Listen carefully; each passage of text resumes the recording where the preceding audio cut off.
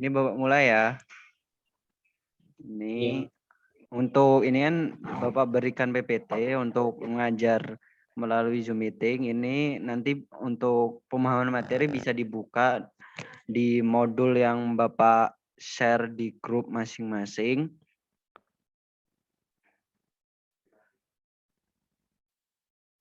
Untuk langkah baiknya sebelum memulai, salah satu untuk memimpin doa.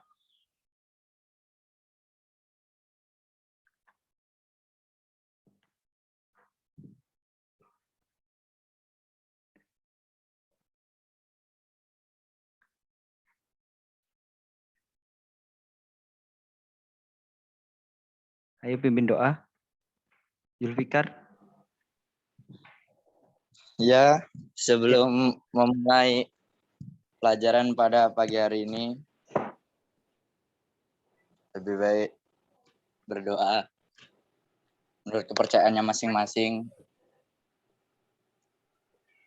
Berdoa, mulai.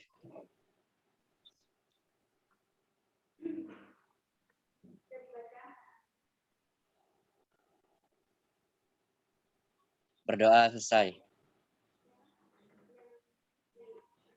Oke. Bapak awali. Assalamualaikum warahmatullahi wabarakatuh. Waalaikumsalam warahmatullahi wabarakatuh. Oke, jadi hari ini baru pertama kali ya itu belajar ataupun itu melalui Zoom meeting ya. Iya, Pak. Ya, jadi ini kan Bapak di sini sebelum memulai udah pada kenal dengan Bapak belum nih? Sudah. Nah, Ada jadi, yang belum, ada yang udah. oh, ada yang belum. Jadi Bapak sini perkenalan dulu ya. Perkenalkan nama Bapak Nurali Sodik. Bapak dari mahasiswa Universitas Muhammadiyah Metro. Di sini Bapak yaitu diamanakan untuk mengajar PLP 2 di kelas 11 MIPA 1, MIPA 2 dan MIPA 3. Nah, untuk beberapa minggu menggantikan Pak Subagio selaku guru pamong yang mengajar fisika di kelas 11. Nah, untuk pertemuan minggu lalu kan sudah belajar ya tentang momen gaya sama momen inersial. Nah, sekarang ini melanjutkan dengan bab yang sama, yaitu tuh hukum kekelan sudut dan kesetimbangan benda tegar. Nah, sebelum memulai, udah pada pinjem buku di perpus atau belum? Belum. Belum, Mbak.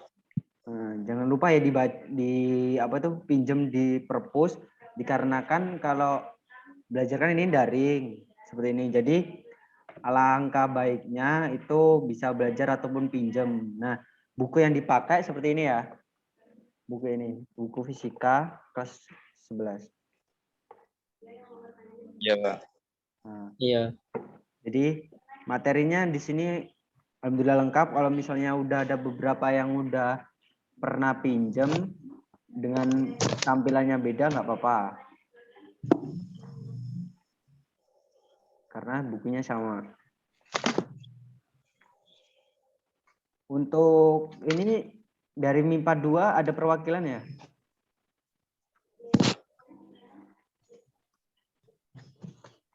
Dari MIPA 2.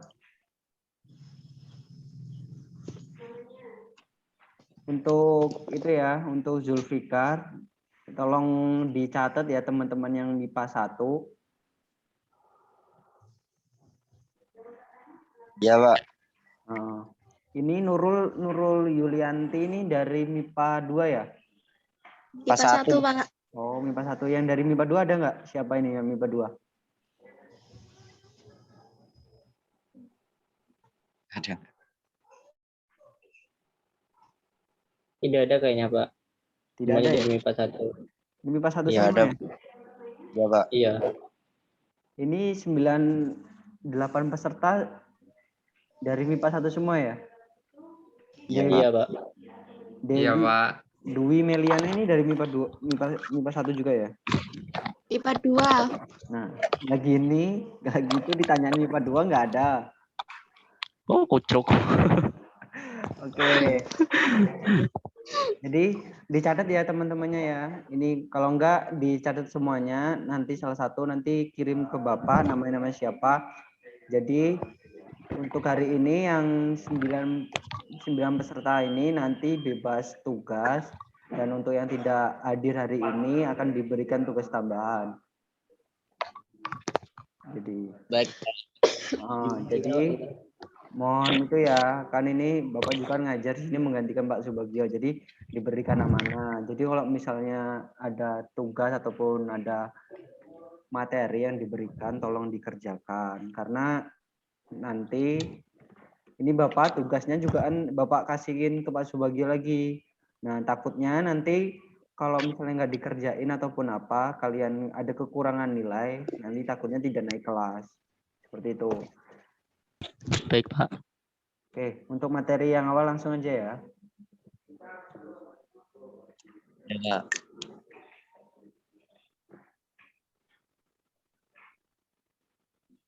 Nah, materi awal yaitu hukum kekekalan momentum sudut dan kesetimbangan benda tegar. Nah, ini lanjutannya yaitu tentang momentum sudut. Nah, momentum sudut yang dilambangkan ataupun disimbolkan dengan huruf L besar didefinisikan sebagai perkalian silang antara vektor momentum linear benda P dan vektor posisi. Sebentar dulu, Kak. Tadi judulnya apa, Kak? Hukum kekekalan momentum sudut dan kesetimbangan benda tegar. Kekekalan sudut dan kesetimbangan benda tegar.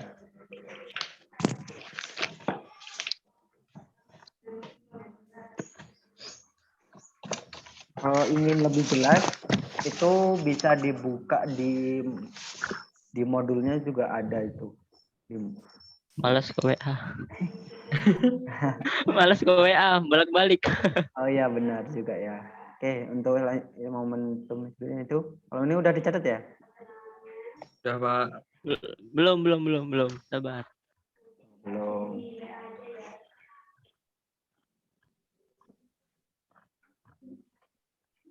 Nah, untuk selanjutnya itu untuk rumusnya dari momentum sudut ini bisa L besar dikali R dikali P. Nah, secara matematis penurunan persamaan momentum sudut ataupun L dapat berawal dari konsep momentum linear ataupun P dan dapat dituliskan dari P sama dengan M per V kali V. Nah, dengan menganggap benda bergerak rotasi, maka kecepatan linear dapat ditulis dengan V kali R kali W. Sehingga diperoleh seperti ini ya. Iya.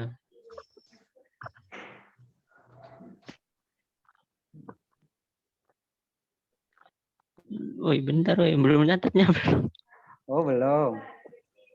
Enggak usah, Pak. Nanti nih buka WA aja. Kayaknya tak itunya aja. Udah, Nah, lanjut aja. lanjut aja ya. Nanti bisa dibuka. Iya. Iya, udah gampang. Bagusnya itu nanti aja toh lagi dijelasin loh kamu nih.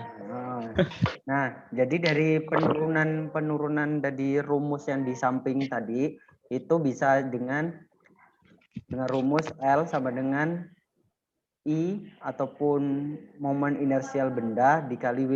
Nah, untuk L sendiri ini yaitu momentum sudut. Nah, untuk satuannya itu kilogram per meter pangkat 2 kali per sekon. Nah, untuk I-nya itu momen inersial benda kilogram meter kuadrat. Untuk W-nya itu kecepatan sudut rad per S. Jadi kalau untuk nanti misalnya ketemu di suatu rumus ataupun di suatu soal, kalau misalnya ada soal yang menunjukkan satuannya itu kan misalnya satuannya itu kilogram ataupun seperti yang ditunjukkan di PPT ini, ya berarti itu momentum sudut seperti itu. Seperti itu. Selanjutnya ya. Nah, hukum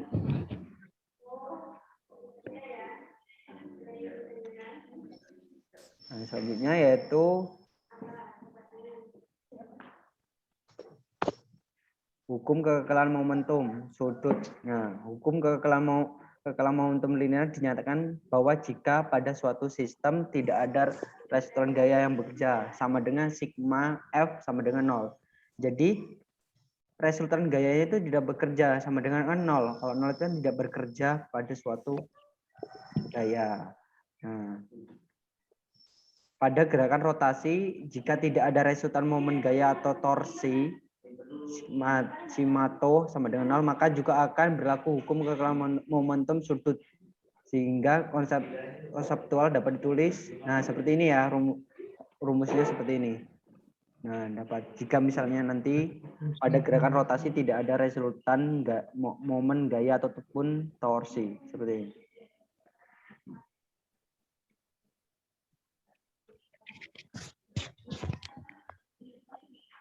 Nah, untuk hukum kekekalan momentum sudut sendiri ini berbunyi jika tidak ada resultan gaya ataupun gaya luar yang bekerja pada sistem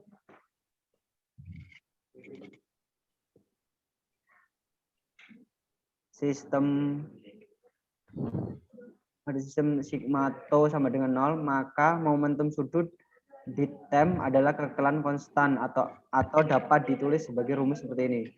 Jikato delta delta T sama dengan 0, maka L sama dengan konstan. Seperti itu.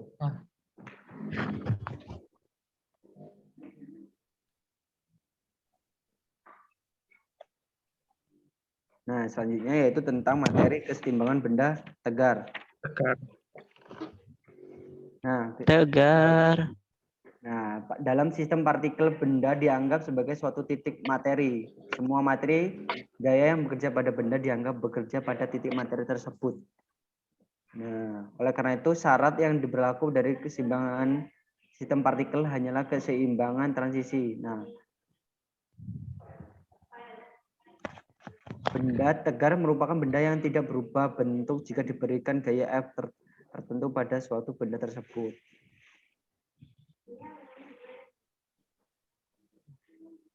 Nah, ini ada beberapa syarat benda tegar yang mengalami keseimbangan statis. Yang pertama yaitu tidak ada resultan gaya yang bekerja pada benda tegar ataupun sigma F sama dengan 0. Nah, berarti sama aja misalnya nanti pada sigma FY sama dengan 0 dan sigma pada X juga sama dengan 0 juga. Jadi resultan gaya yang bekerja pada benda tegar. Nah, untuk yang kedua itu tidak ada resultan momen gaya yang bekerja pada benda tegar. Sama aja sigmanya sigma F sama dengan 0. Nah, kelihatan ya? Ini kelihatan pada gambar ini. Nah, kenapa pada misalnya kalian pernah melihat di film ataupun di video, pernah kan melihat kayak ada orang yang beratraksi di suatu ada talian di antara bangun dan bangunan itu di tali, terus ada seseorang yang melewati dengan menggunakan tongkat. Nah, kenapa ini kok bisa dia tidak jatuh saat melewati ini? Karena ada penyimbangnya. Nah, jadi keseimbangan tubuh. Nah, jadi untuk hanya ada di tongkat. Nah, untuk titik keseimbangannya itu pada tongkat tersebut. Jadi nanti diseimbangkan mana antara lebih panjang, misalnya lebih panjang mana atau lebih beratan mana antara panjang antara tongkat yang kanan dan tongkat antara yang kiri. Jadi nanti diseimbangkan. Jika nanti berat sebelah, maka orang tersebut bisa jatuh ataupun bisa jatuh ke bawah karena dia tidak seimbang seperti itu. Nah, jadi selanjutnya yaitu ini ada jenis-jenis keseimbangan. Nah, untuk yang A yaitu tentang keseimbangan stabil. yang kedua yaitu keseimbangan labil, dan yang ketiga yaitu yang C yaitu keseimbangan netral. Jadi keseimbangan stabil adalah keseimbangan yang dialami benda di mana sesaat setelah gangguan kecil dihilangkan. Nah, benda akan mengalami kedudukan keseimbangan semula. Jadi misalnya diberikan seperti main skateboard di suatu lintasan. Nah, seperti itu. Yang kedua yaitu keseimbangan labil adalah keseimbangan yang dialami benda di mana setelah gangguan kecil dihilangkan. Kedudukannya semula. Nah, Kedudukannya langsung hilang. Keseimbangan dialami benda di mana setelah gangguan kecil dihilangkan, benda tidak akan kembali ke kedudukan semula. Nah, misalnya suatu bola diletakkan di tengah-tengah suatu pegunungan. Nah, saat itu dilepaskan antara ke kanan ataupun ke kiri, dia tidak akan kembali ke semula, ke titik semula benda itu dilepaskan seperti itu. Kan nggak mungkin kan? Nah, kalau kecuali Nggak mungkin kalau dibawa kecuali, orang. ya bisa nanti dicolong orang. Slow Mas Niko, jangan ngegas dong. Ya, kemungkinan kalau keseimbangan stabil yang seperti yang digambar itu kemungkinan akan kembali ke Kembali kepada porosnya atau tempatnya. Nah, untuk keseimbangan netral adalah keseimbangan di mana gangguan kecil yang diberikan tidak akan mempengaruhi keseimbangan benda. Seperti ini. Tidak akan mengganggu. Akan tetap sama. Akan tetap sama. Seperti itu. Oke, yang baru masuk bisa langsung mengikuti ya.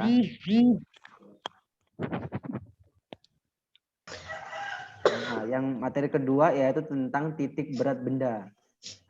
Nah, untuk titik berat benda ini ada dua, yaitu titik berat benda dan titik pusat massa. Titik berat benda adalah titik tangkap gaya berat suatu benda di mana titik tersebut dipengaruhi oleh medan gravitasi. Seperti itu. Nah, seperti halnya seperti gambar tadi, sama aja itu. Kalau untuk titik pusat massa adalah titik yang mewakili posisi benda jika dianggap sebagai suatu titik materi.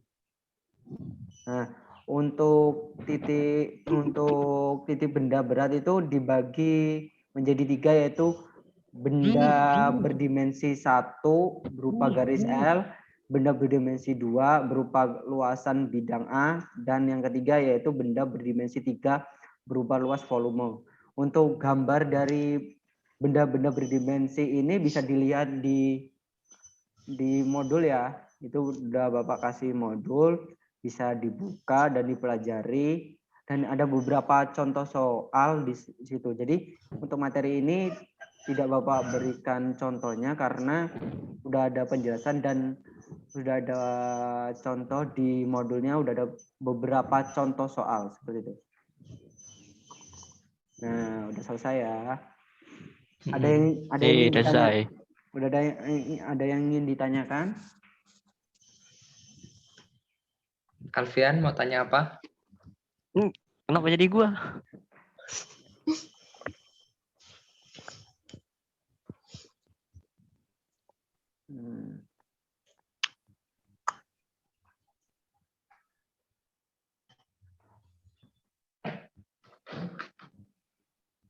Ini pada nggak on cam kenapa ini? Pada malu-malu ya? Ngantuk Kak. Pada malu-malu ya? Soalnya tadi habis dari ke sekolahan. Loh, dari sekolah, dari SMA? Iya. Iya Pak, ngumpul tugas. Tugas Ngumpul apa? tugas Tugas bahasa Indonesia. Oh, Bapak di sekolah loh? Nggak tahu, Pak. Iya tadi ketemu tapi ya udahlah pulang aja. Nggak apa-apa.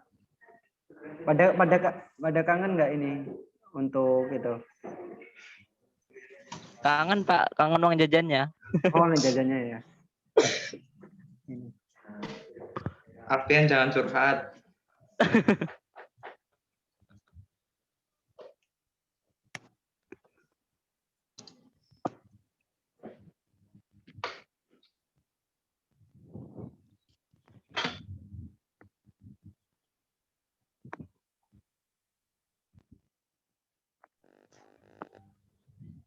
Oke,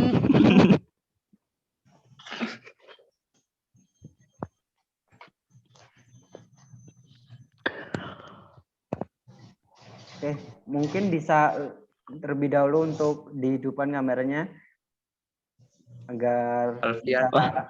tolong. Jangan, agar Bapak bisa jangan screen. Pak. Saya telanjang. Saya telanjang Pak. Pakai baju dulu lah. Dipakai bajunya. Kamu ini jangan kayak gitu. Ambilin baju nih. Yuk. Yuk. Ayo satu-satu yuk biar bapaknya kenal loh kamu nih kok. Kenal, tak kenal maka tak sayang. Tidak kenal, bahaya. Asik. Udah kenal dibuang.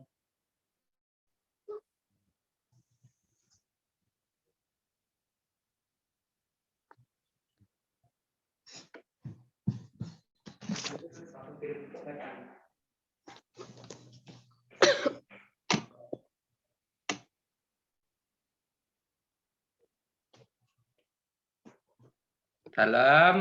Dimulai dari Bapak Niko terlebih dahulu. Kesuwen.